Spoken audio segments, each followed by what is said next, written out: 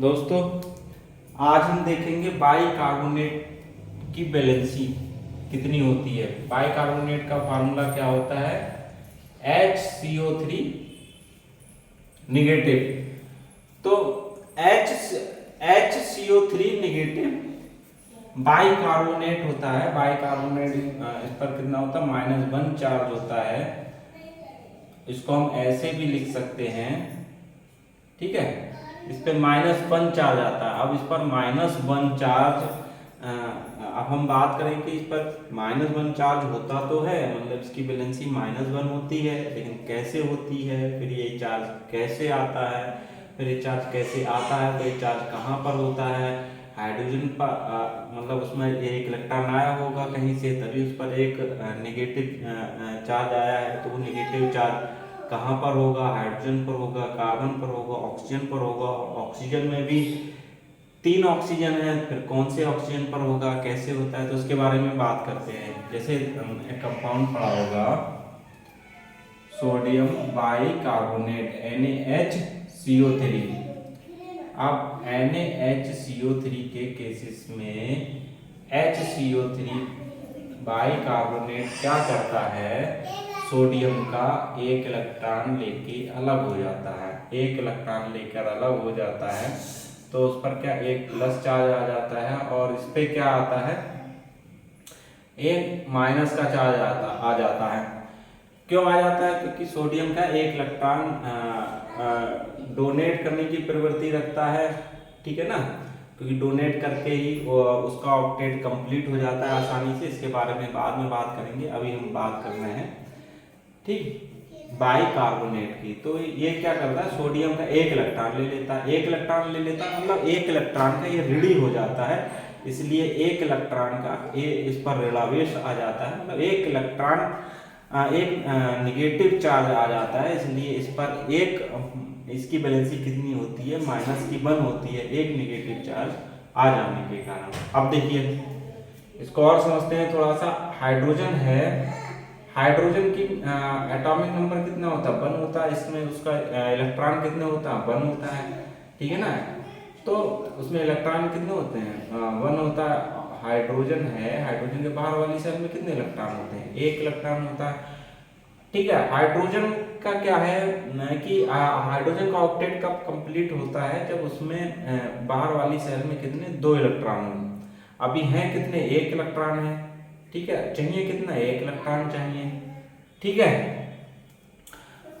और कार्बन है, कार्बन का एटॉमिक नंबर कितना होता है? 6 होता है। इसका पहले वाली सेल में कितने? 2 इलेक्ट्रॉन होंगे, दूसरे वाली सेल में 4 इलेक्ट्रॉन होंगे। अब कार्बन है, कार्बन के पहले वाली सेल में कितने? 2 इलेक्ट्रॉन होंगे, दूसरे वाली सेल में कितने? 4 इलेक्ट्रॉन होते हैं, ठीक है।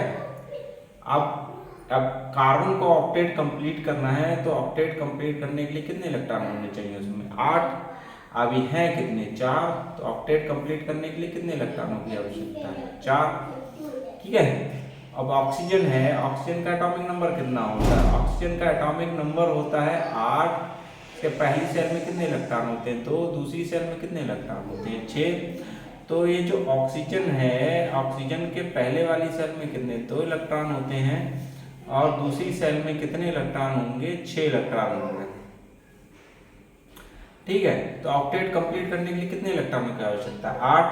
बाहर वाली सेल में कितने इलेक्ट्रॉन है? 6। कितने इलेक्ट्रॉनों की आवश्यकता है और ऑक्टेट के लिए? 2, ठीक है। तो इसी के बेसिस पे हम देखते हैं कि बाइकार्बोनेट में -1 चार्ज कैसे आता है। अब देखिए जी, अब HCO3 है, HCO3 है, HCO3 निगेटिव है। इसको हम ऐसे भी लिख ले सकते हैं, OH CO2 निगेटिव, या इसको ऐसे भी लिख सकते हैं, HO CO2 निगेटिव, ठीक है ना। बात है कि ऐसे लिख लो या ऐसे लिख लो या ऐसे लिख लो, सेम ही चीज है।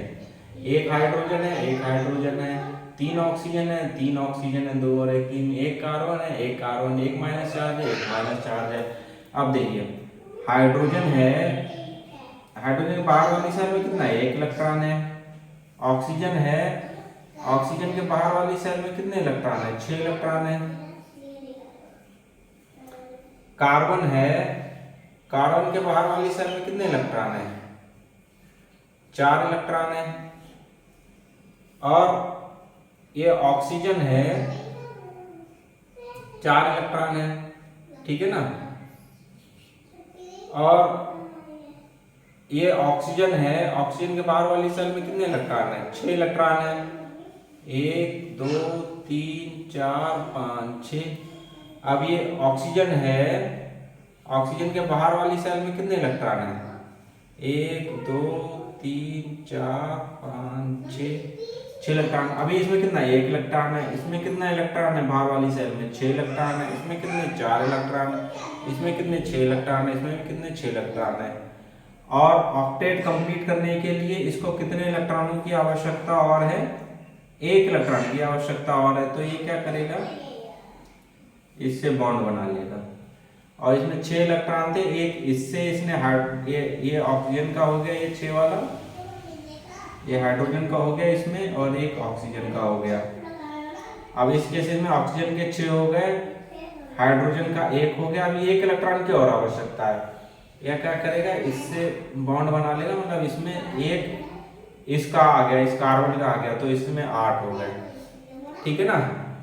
अब देखिए अब क्या होगा। अब ये कार्बन है, कार्बन के पास कितने हैं? खुद के कार्बन के पास खुद के कितने हैं? 4 हैं। अब ये क्या करेगा? 2 इस ऑक्सीजन से बॉन्ड बना लेगा, कोवेलेंट बॉन्ड बना लेगा, ठीक है ना। तो इस ऑक्सीजन के भी कितने पहुंच जाएंगे इसके पास में? इस ऑक्सीजन के 2 हो गए, एक इस ऑक्सीजन का हो गया, ठीक है। अब एक इस ऑक्सीजन से सहसंयोजक बंध बना लेगा। तो ये इस तरीके से इस वाले में भी 8 इलेक्ट्रॉन हो गए, ठीक है। इसमें भी 8 हो गए, इसमें 2 हो गए, ऑक्टेट इसका कंप्लीट। अब इसमें क्या है? अभी 6 इस ऑक्सीजन के खुद के हैं, एक इसने इस कार्बन से ले लिया, ठीक है ना। अभी इसमें 7 ही हुए हैं, ठीक है। अब इसमें क्या है? इसमें 6 इलेक्ट्रॉन इस ऑक्सीजन के खुद के हैं और 2 इसने इस कार्बन से ले लिए, तो इसमें भी ऑक्टेट कंप्लीट हो गया। इसका कंप्लीट हो गया, इसका कंप्लीट, इसका कंप्लीट ऑक्टेट, इसका कंप्लीट, इसका रह गया है।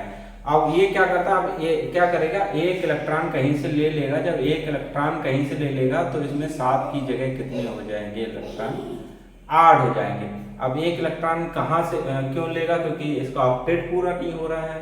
और ऑक्टेट पूरा कर इस कंडीशन में क्या है? इसने 1 इलेक्ट्रॉन लिया अपना, एक यहाँ से सोडियम से ले लिया 1 इलेक्ट्रॉन, 1 इलेक्ट्रॉन, तो इस पर एक एक्स्ट्रा इलेक्ट्रॉन आ गया, तो वही क्या है? इस पर एक इसकी वैलेंसी -1 हो गई। वही जो इलेक्ट्रॉन इसने यहाँ से लिया है उसी इलेक्ट्रॉन से इसका ऑक्टेट कंप्लीट हो रहा है। और वही इलेक्ट्रॉन इस कंपाउंड की बाइकार्बोनेट की वैलेंसी कहला रही है, ठीक है ना। तो यहाँ से भी देखिए तो सोडियम है, सोडियम Na पॉजिटिव और बाइकार्बोनेट निगेटिव में टूटता है, ठीक है ना। तो यहाँ पर क्या है? अब ये क्या है? इस पे ये प्लस का 1 चार्ज आ गया, क्योंकि 1 इलेक्ट्रॉन इसने बाइकार्बोनेट को दे दिया है। अब 1 इलेक्ट्रॉन कहाँ पर दिया है? वो इस कंपाउंड में इस ऑक्सीजन का ऑक्टेट पूरा नहीं हो रहा था, तो यहाँ पर आ गया। अब 1 इलेक्ट्रॉन आने से इस ऑक्सीजन का भी ऑक्टेट कंप्लीट हो गया है, ठीक है ना। क्योंकि 1 इलेक्ट्रॉन एक्स्ट्रा लिया है तो कितना? 1 चार्ज आया है, इसलिए बाइकार्बोनेट की वैलेंसी कितनी होती है? -1 होती है।